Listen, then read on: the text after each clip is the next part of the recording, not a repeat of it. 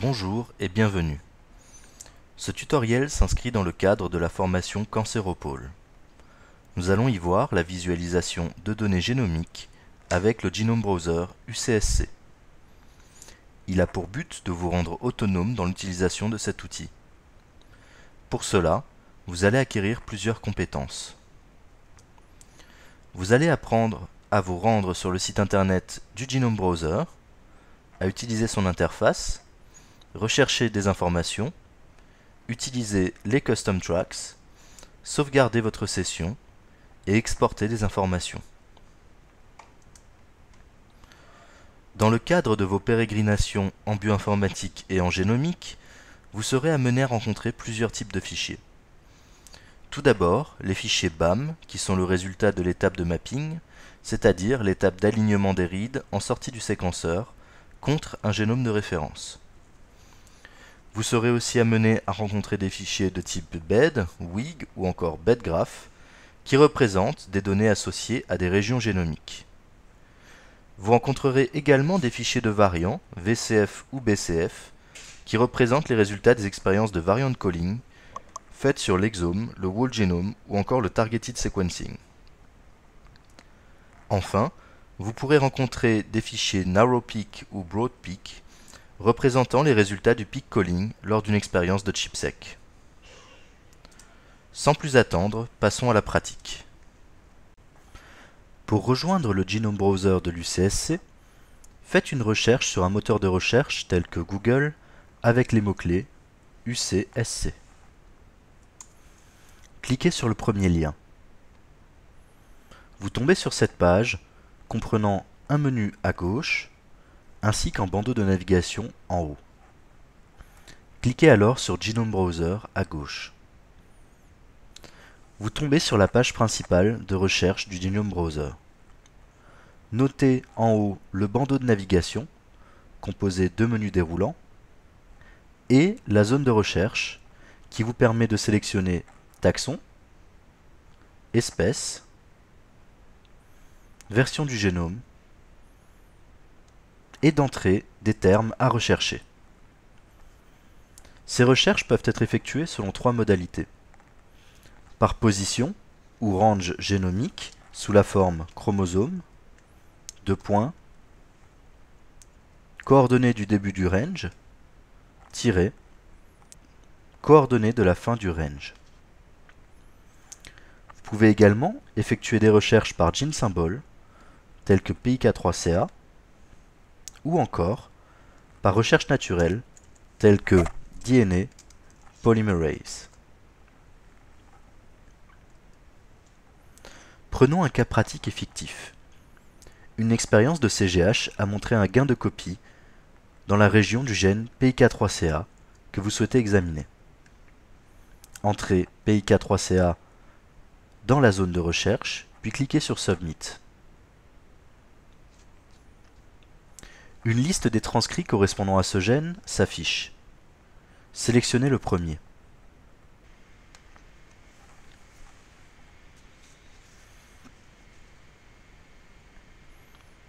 Nous voyons apparaître plusieurs éléments. La barre de navigation, en haut, qui a été modifiée avec l'ajout du menu View. Un bandeau de navigation vous permettant de vous déplacer dans le génome, de zoomer, ou encore de dézoomer.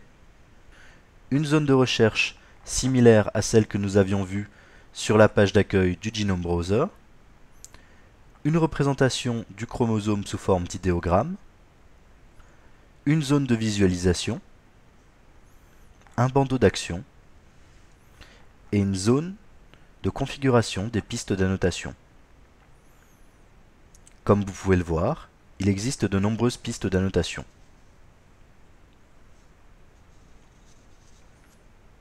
Revenons dans le contexte de la visualisation de notre région génomique.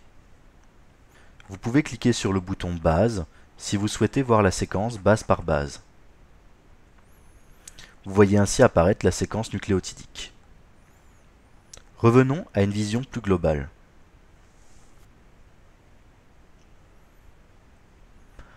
Sans les pistes, il n'y a que la séquence, aucune annotation. Comme vous le voyez par défaut, différentes pistes sont affichées. Nous allons maintenant apprendre à modifier les pistes d'annotation. En effet, les pistes par défaut peuvent être intéressantes ou non dans le cadre de votre analyse. Pour modifier les pistes, il vous faut aller dans la zone de configuration des pistes en bas. Vous pouvez distinguer deux catégories d'éléments. Certains sont colorés en blanc, tels que UCSC Jeans, d'autres sont colorés en gris, tels que Exonify. Les pistes en blanc sont celles qui sont d'ores et déjà affichées et activées. Les pistes en gris sont cachées. Vous pouvez activer des pistes en cliquant sur le menu déroulant, puis sur une option autre que Hide. Nous détaillerons les différentes options un petit peu plus tard. Pour le moment, activons la piste Cosmique, disponible sous l'onglet Phénotype et littérature, en mode Dense. Pour ce faire, cliquez sur le menu déroulant, puis sur Dense, puis cliquez sur Refresh, afin de rafraîchir la vue génomique. Nous voyons apparaître ici la piste cosmique. Il est possible de modifier le mode de visualisation des pistes en effectuant un clic droit sur la piste. Nous retrouvons ici 5 éléments: Hide, Dense, Squish, Pack et Full. Dense est le niveau de visualisation le plus dense. Il permet d'économiser de la place sur la fenêtre. Squish permet de dissocier les annotations. En effet, lorsque dans le mode Dense, une position était marquée par un trait, vous pouvez voir ici des traits dissociés pour chaque position. Le mode Pack permet d'afficher encore un petit peu plus d'informations et ajoute les numéros d'accession cosmiques. Il vous est alors possible de cliquer sur chaque numéro d'accession pour avoir plus de détails. Nous sommes alors redirigés vers une page décrivant la base de données cosmique, ici, l'effet de chaque mode de visualisation et les détails sur le numéro d'accession cosmique. Revenons au Genome Browser. Les pistes sont la clé de la puissance du Genome Browser. C'est elles qui vous permettront de croiser des données. Ainsi, vous pouvez observer que dans cette région se trouve le gène PIK3CA, lequel a l'air fréquemment muté dans le cadre des processus d'oncogénèse. En effet, nous voyons de nombreux numéros d'accession cosmiques. Ainsi, il est également possible d'ajouter les pistes LOVD et de montrer les îlots CPG en cliquant sur ces pistes, puis sur Refresh. Il est possible d'obtenir des détails sur chaque piste en cliquant sur son nom.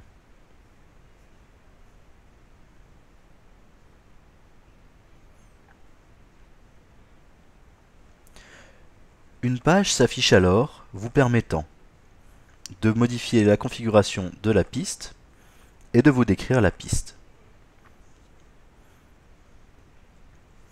Revenons à une vision plus condensée.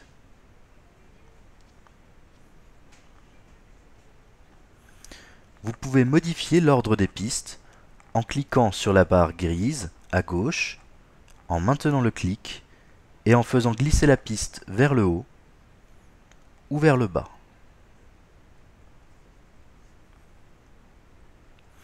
Vous devriez maintenant être capable d'ajouter des pistes et de les configurer. Mais la puissance du Genome Browser de l'UCSC ne s'arrête pas là. Il vous propose d'ajouter vos propres pistes. Pour cela, vous avez deux possibilités. Dans le bandeau de navigation, My Data, Custom Tracks, ou encore Add Custom Tracks dans la barre d'action en bas. Vous verrez apparaître une fenêtre de ce type vous permettant d'uploader des données. Il est précisé que seuls certains formats de fichiers peuvent être utilisés. Vous pourrez ainsi uploader des fichiers BED, WIG, NarrowPeak ou encore des fichiers BAM.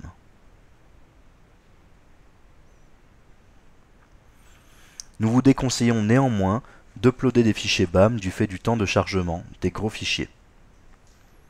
Prenons un exemple. Vous souhaitez séquencer l'exome de ce patient, mais vous voulez être sûr que le gène PIK3CA sera séquencé. Vous pouvez pour ce faire uploader un fichier BED contenant les coordonnées des exomes capturés lors de la construction de la librairie. Cliquez sur Parcourir et sélectionnez le fichier BED correspondant.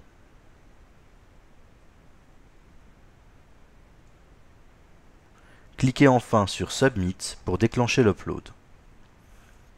Après quelques instants, une fenêtre de ce type, s'appelant Manage Custom Tracks, s'affiche. Nous vous recommandons de renommer la piste et de changer sa description. Pour cela, cliquez sur son nom et modifiez les informations.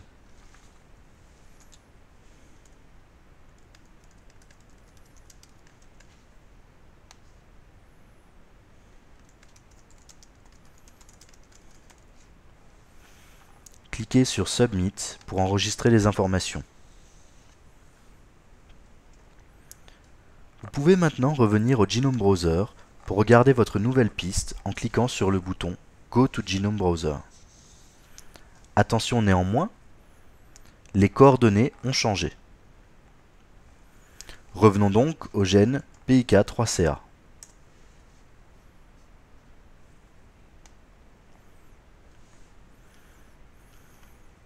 Nous voyons ici notre piste SureSelect V5 indiquant les régions qui seront couvertes. Comme nous nous y attendons, le gène n'est pas couvert de manière intégrale.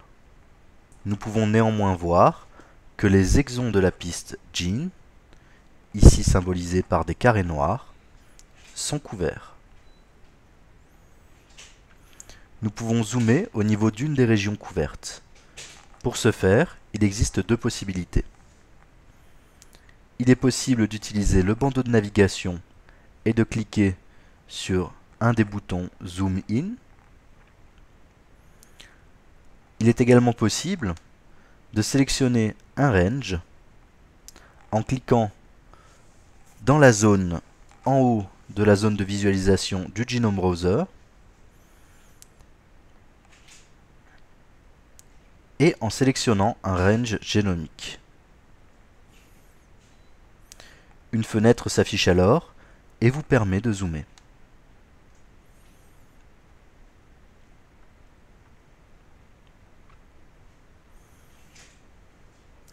Vous pouvez vous déplacer dans le génome en maintenant un clic au niveau de la zone de visualisation et en déplaçant votre souris à droite ou à gauche.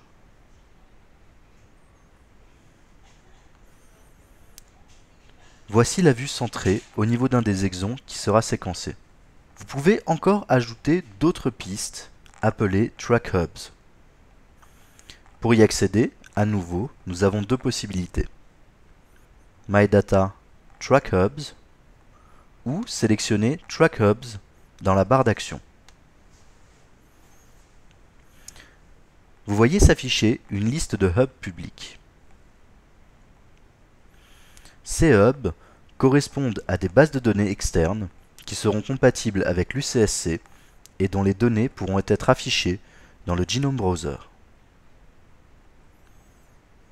Sélectionnons un hub tel que celui-ci, représentant les zones ultra conservées du génome. Un clic sur Connect ajoutera automatiquement le hub au Genome Browser. Vous vous retrouverez alors sur la page de recherche du départ et il vous faudra à nouveau entrer les coordonnées.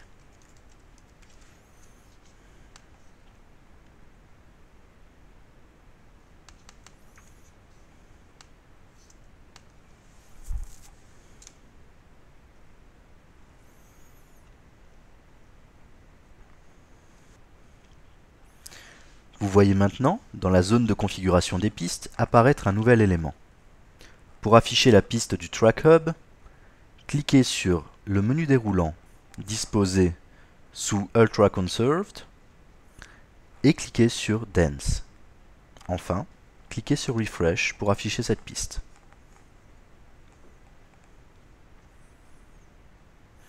nous voyons apparaître la piste en haut, en dessous de la Custom Track Shore Select V5. Aucun autre élément intéressant. Ce petit 16. C'est juste que ces données ont été produites dans cette fenêtre utilisant l'assemblage HG16. Aucun élément n'a l'ancienne version du génome. Entre cette piste correspond la souris à une traduction des données. Nous avons maintenant vu l'interface du Genome Browser et les possibilités de personnalisation des pistes et d'upload de pistes personnalisées. Nous allons maintenant voir comment exporter des figures et sauvegarder ou partager des données. Pour exporter la figure du Genome Browser, il existe plusieurs possibilités. Vous pouvez cliquer sur View PDF PS pour exporter la vue actuelle au format PDF.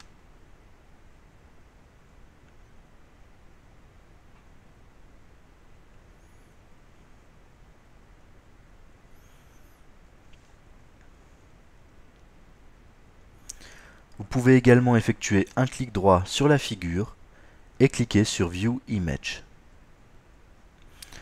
Celle-ci ouvrira une autre fenêtre dans laquelle vous verrez apparaître l'image du Genome Browser. Vous pourrez alors enregistrer celle-ci sur votre ordinateur en effectuant un clic droit.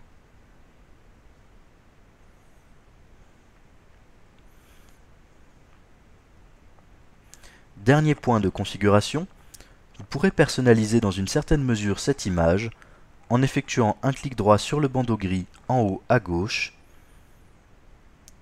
et un clic sur Configure Ruler.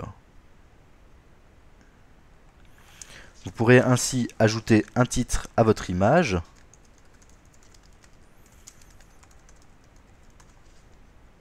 et indiquer l'assemblage et la position.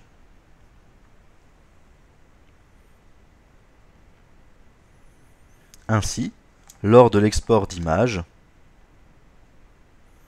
ces informations ne seront pas perdues.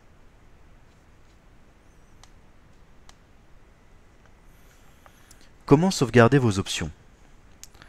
Vous avez passé des heures à configurer vos pistes et vous avez réussi à obtenir une configuration optimale. Vous ne souhaitez pas repasser par ces étapes de personnalisation à chaque fois que vous viendrez sur le Genome Browser. Deux options sont disponibles visant à vous permettre de conserver votre configuration. Celles-ci sont accessibles en cliquant dans le bandeau de navigation My Data, Sessions. À partir de cette page, vous pouvez créer un compte, ce qui permettra de sauvegarder plusieurs sessions différentes et de naviguer entre celles-ci de manière aisée, en remplissant les informations dans ce formulaire et en cliquant sur Sign Up. Nous n'allons pas réaliser cette étape lors de ce tutoriel, car j'ai déjà un compte.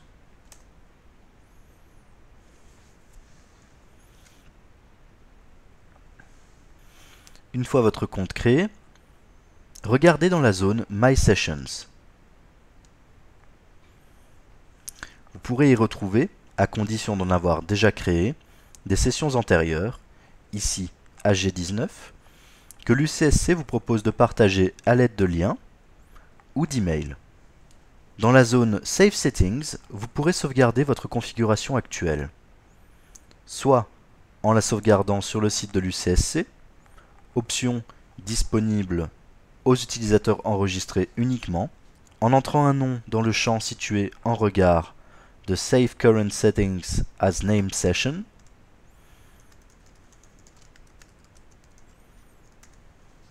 et en cliquant sur Submit. Vous pourrez également sauvegarder votre session sur votre ordinateur en entrant un nom dans le champ situé en regard de Save Current Settings to a Local File.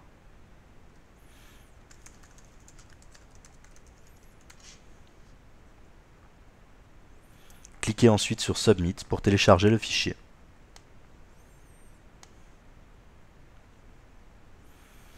Vous pouvez enfin restaurer votre session en cliquant sur Use Settings from a Local File, Formation Cancéropole, le nom du fichier que nous avions entré, puis Submit. Votre session est alors chargée. Ce tutoriel est maintenant terminé. Merci de l'avoir suivi jusqu'au bout.